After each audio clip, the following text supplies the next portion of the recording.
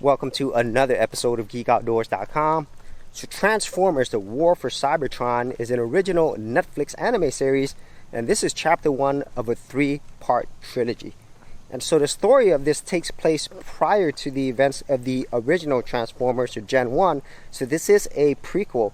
And so here we actually look at the war on Cybertron between the Decepticons led by Megatron and the Autobots led by Optimus Prime. And here we learn a lot more about what happened, why did this war occur, and a lot of characters that we now know from the original Transformers series. So let's go ahead and get into the things that I like about the series. And so the first thing is the overall story itself. I like the fact that we now get a lot more context and explanations of the events prior to the original Transformers. So here you're in the middle of this war where the Autobots are really beat down. Megatron is pretty much taking over Cybertron, and there's just a lot of loss of hope. But at the same time, there's also a spark of hope thanks to the Allspark. And so that really leads into everything that happens later on in the original Transformers series. But what I like about here is it gives you a lot of context, and it's not just simply evil versus good. And so I really enjoy that. And then there's other tidbits in here as well. You learn more about the Allspark.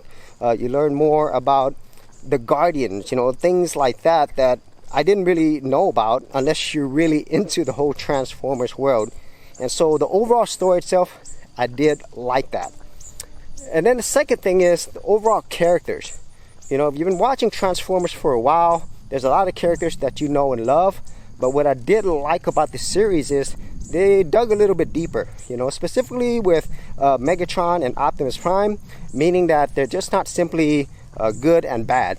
Megatron has his own motivations. He has feelings of what he's doing is the right thing to do for all of Cybertron, whereas Optimus Prime, he feels the same way, but he has a different approach to it.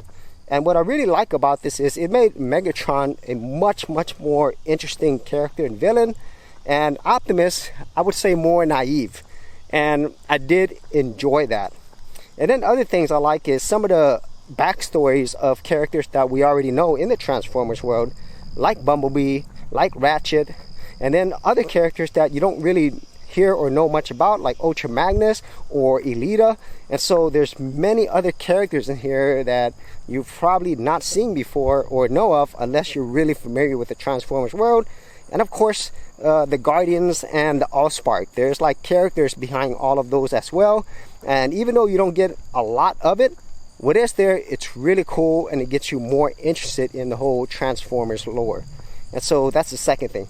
And then the third thing I like about this series, might not be something that people enjoy, but I do like the overall style that this has. This is CG/cell shading animation. And so this might not be for everyone. If I had my own personal preference, I would have loved for this to be an entirely all anime series. But in this case, they kind of had the whole CG look mixed with cell shaded type anime.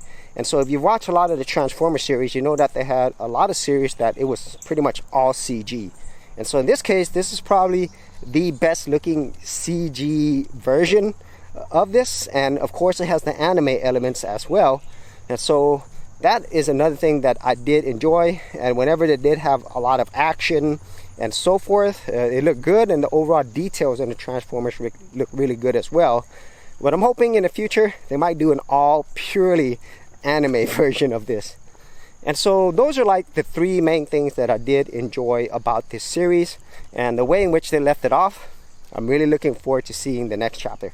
For fast website hosting and top-notch service and features, check out Siteground, the preferred service news at GeekOutdoors.com. For more information, check out the affiliate link in the description area below. So getting into the things that I didn't really like about the series is, even though I did enjoy the overall story, I just think they spent a little bit too much time talking about the Decepticon race versus the Autobot race. And so that kind of got old after a while, and it really slowed things down because you kind of get it already. You really want to move on with the story and the characters.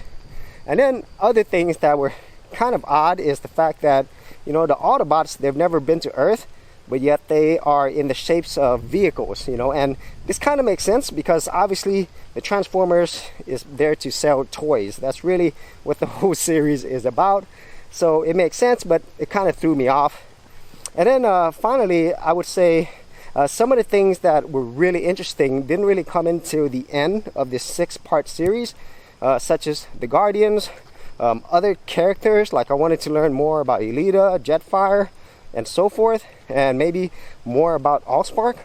And those things really didn't come into the end, but maybe they're kind of saving more of that for the rest of the chapters in the trilogy. So that is it for the main things that I didn't like about the series. But overall, if you really do enjoy Transformers, you're gonna really enjoy this as well. And because it is a trilogy, we have more to look forward to. So I really recommend that you watch this, especially if you are a Transformers or even GoBot fan. And so that is it for my review of Transformers War on Cybertron. If you actually had any thoughts on this, be sure to leave that in the comments area below. And if you want to see more of my anime reviews, I do have a playlist. I'll leave that in the description area as well. So as always, if you did get value out of these videos, be sure to share, like, and subscribe. Hey geeks, if you are a creative geek like me and you wanted to learn how to create content on YouTube and other places on the internet, then check out my Go Content Creators group, where you'll get access to additional videos and content for all the creative geeks out there. And the best part of it is, all of this is free. Simply head over to the link below, check out my page, and sign up for my Go Content Creators group. Thanks for watching, and I'll see you on the other side.